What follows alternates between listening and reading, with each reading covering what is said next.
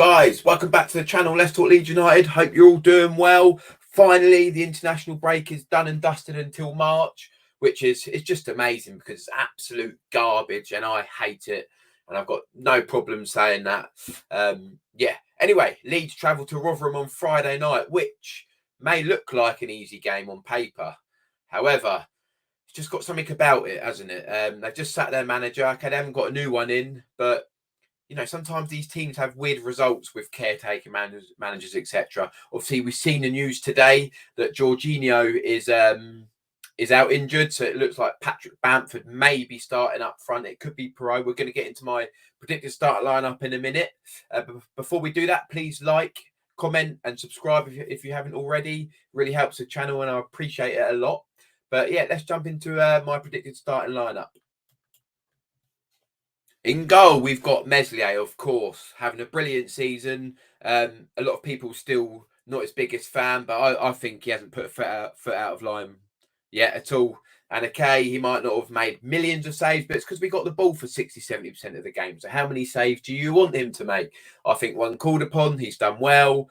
And yeah, I'm quite happy with Meslier. Right back, Jed Spence. I think Jed Spence is going to come back straight into the team. Since he's been gone, we haven't really nullified a starting right back, have we? We've seen Ayling there, we've seen Archie Gray there, we've seen Shaxter. I just think Archie Gray's going to get a bit of a rest, and I think Spence comes straight back into the team, and I'm all for it. What a baller, love him. For him just to come back into the team shows how much strength we've got. I think Rodon and Cooper will be the partnership in centre back. I saw today that Strelk and Byram have made themselves available. I've put Byram at left back. I don't think Strelk will be risked. We were quoted 6 weeks that he was going to be out for, right? 6 weeks. He's made himself available because he's a baller, he's a warrior. But I do think, proceed with caution. We don't want to aggravate it anymore and him miss 2-3 months. So I think Strelk will sit out this one. Maybe we might see him at the following week. I don't know. I think we might be without him for a week or two yet before he comes back, despite him making himself available. Whereas Sam Byram, I think he'll come straight back into the team. In a double pivot, I think we're going to have Ampadu and Kamara. Lovely. Complement each other. Lovely. Both brilliant ball progressors. Both brilliant on the ball. Comfortable. They trust the players around them. The players trust them. I think them two work like a dream together, actually. The front four, I've gone with James on the left, Somerville on the right, Perot in the 10, and Paddy Bamford up front. Now, hear me out. I'm not Bamford's biggest fan. But if you're going to have your, if Router's going to be out and we're not going to put Perot up there, I think it's not too bad of a replacement. Not his biggest fan, but somewhere deep within is a player. 3 years ago, 2 years ago, 3 years ago, he scored 17 in the Prem. He just needs something to ignite him. Talking in hope, aren't I? He's gonna have a mare and miss 100 chances. But yeah, it is what it is. It could be worse. And I like Patrick Bamford as a human being, and I'd like him to succeed. And it's not charity FC. I'm the first one who said that. But we have an alternative. We could put Pro up front. We could put Somerville in the 10. We could put Jaden Anthony out wide. But I don't know if Daniel Farke's going to want all these moving parts. Move that. It could just be as simple as Bamford comes in for Rutter. And in his press conference, he said he has no worries about that happening. Of course, he's going to say that because he's going to want to back Bamford, give him confidence before the game. But whether he means that deep down, I don't know. But it is what it is. It's not that bad. Look at that team, guys. It's a brilliant championship team. I think it's a better team than we had last season, if I'm being completely honest. So that's my starting lineup. Get your comments in the section below, guys. What do you think our starting lineup will be? See, now, it's a bit of a tricky one, right? Rotherham have won 2 games all season. Yeah, just on your screen right now whilst I'm talking is our head-to-head with Rotherham. Just while I waffle on for a minute. Now, they've won 2 games all season, right? But they're no mugs at home. In fact, literally, I think all their points, other than 1 or 2, have come at home. So I mean, but that's not many, granted. But they're no mugs at home, right?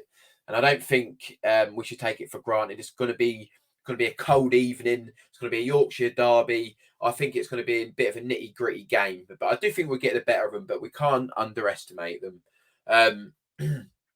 Yeah, I think they drew with Ipswich, drew with West Brom. Did they get a point away to Southampton? Maybe. They've got points with Preston. They're no mugs, right? They're not very good, but they're no mugs. So I think we have to show them the utmost respect, which we will. Daniel Farker is a top class professional, and I think he will show them the the respect that they deserve. But as you can see, we've won our last 4 games against them. We've got a pretty nifty record against them. Jesus Christ, Rotherham v Leeds, Johnson's Paint, 2008. I went to that one at the Don Valley. I seem to remember there was a problem before game because apparently the goals were a bit too small or something. Anyway, waffling on that, was at the Don Valley. That's 15 years ago. Where's the time gone? But yeah, we got to show Rotherham some respect, right? They're no mugs, but at the same time, we need to show go into that game with the confidence that we should have. We've been brilliant, and we're on a brilliant run of form. It's an opportunity to close the gap.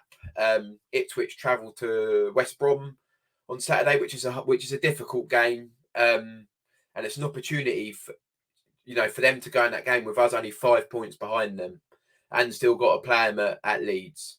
Daniel Farker said, does he think the teams will be, looking over their shoulder? No, not to the end of the season. I disagree with that. Of course, he's going to say that. He's a professional, isn't he?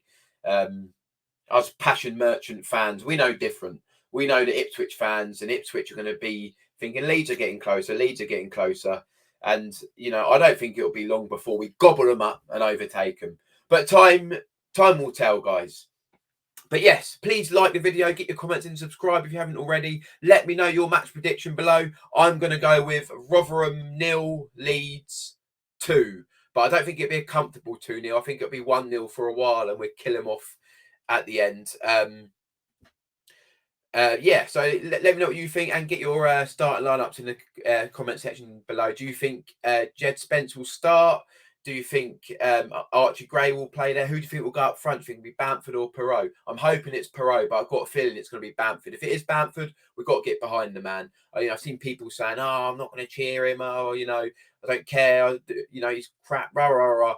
Whatever we think of him, tomorrow, Friday night, he could be Leeds centre forward. We want him to score. We want him to succeed. We want Leeds to prosper. So yes, guys. Have a good evening, and I shall see you again soon. I'm probably going to do a live stream after the Rotherham game Friday night, actually, so I'll catch you then. Have a good one, guys.